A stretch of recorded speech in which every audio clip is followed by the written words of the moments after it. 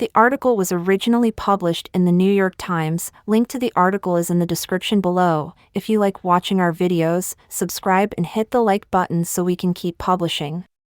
After a particularly vigorous workout or sports injury, many of us rely on ice packs to reduce soreness and swelling in our twanging muscles. But a cautionary new animal study finds that icing alters the molecular environment inside injured muscles in detrimental ways, slowing healing. The study involved mice, not people, but adds to mounting evidence that icing muscles after strenuous exercise is not just ineffective, it could be counterproductive. Check inside the freezers or coolers at most gyms, locker rooms, or athletes' kitchens and you will find ice packs. Nearly as common as water bottles, they are routinely strapped onto aching limbs after grueling exercise or possible injuries. The rationale for the chilling is obvious.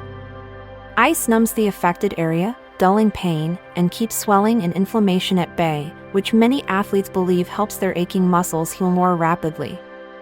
But, in recent years, exercise scientists have started throwing cold water on the supposed benefits of icing. In a 2011 study, for example, people who iced a torn calf muscle felt just as much leg pain later as those who left their sore leg alone, and they were unable to return to work or other activities any sooner. Similarly, a 2012 scientific review concluded that athletes who iced sore muscles after strenuous exercise, or, for the masochistically minded, immersed themselves in ice baths, regained muscular strength and power more slowly than their unchilled teammates. And a sobering 2015 study of weight training found that men who regularly applied ice packs after workouts developed less muscular strength, size, and endurance than those who recovered without ice. But little has been known about how icing really affects sore, damaged muscles at a microscopic level. What happens deep within those tissues when we ice them, and how do any molecular changes there affect and possibly impede the muscle's recovery? So, for the new study, which was published in March in the Journal of Applied Physiology, researchers at Kobe University in Japan and other institutions, who long had been interested in muscle physiology, gathered 40 young, healthy, male mice. Then, using electrical stimulation of the animals' lower legs to contract their calf muscles repeatedly, they simulated, in effect, a prolonged, exhausting and ultimately muscle-ripping leg day at the gym. Rodents' muscles, like ours, are made up of fibers that stretch and contract with any movement. Overload those fibers during unfamiliar or exceptionally strenuous activities and you damage them. After healing, the affected muscles and their fibers should grow stronger and better able to withstand those same forces the next time you work out.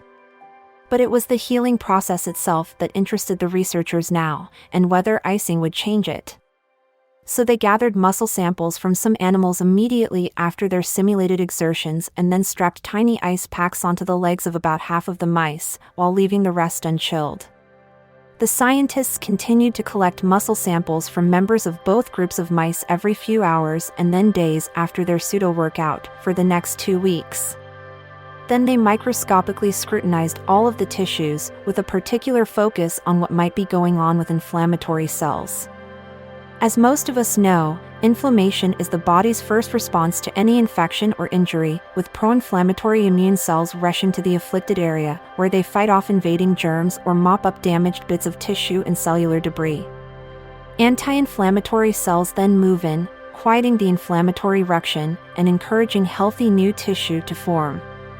But inflammation is often accompanied by pain and swelling, which many people understandably dislike and use ice to dampen.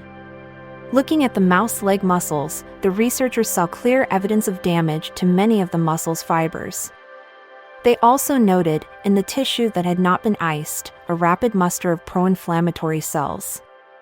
Within hours, these cells began busily removing cellular debris until, by the third day after the contractions, most of the damaged fibers had been cleared away.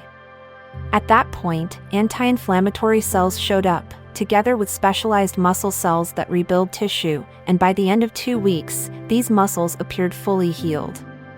Not so in the iced muscle, where recovery seemed markedly delayed.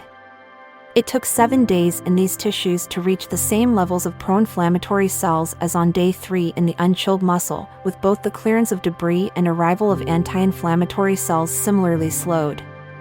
Even after 2 weeks, these muscles showed lingering molecular signs of tissue damage and incomplete healing. The upshot of this data is that in our experimental situation, icing retards healthy inflammatory responses, says Takemitsu Arakawa, a professor of medicine at Kobe University Graduate School of Health Sciences, who oversaw the new study. But, as Dr. Arakawa points out, their experimental model simulates serious muscle damage, such as a strain or tear, and not simple soreness or fatigue. The study also, obviously, involved mice, which are not people, even if our muscles share a similar makeup. In future studies, Dr. Arakawa and his colleagues plan to study gentler muscle damage in animals and people. But for now, his study's findings suggest, he says, that damaged, aching muscles know how to heal themselves and our best response is to chill out and leave the ice packs in the cooler.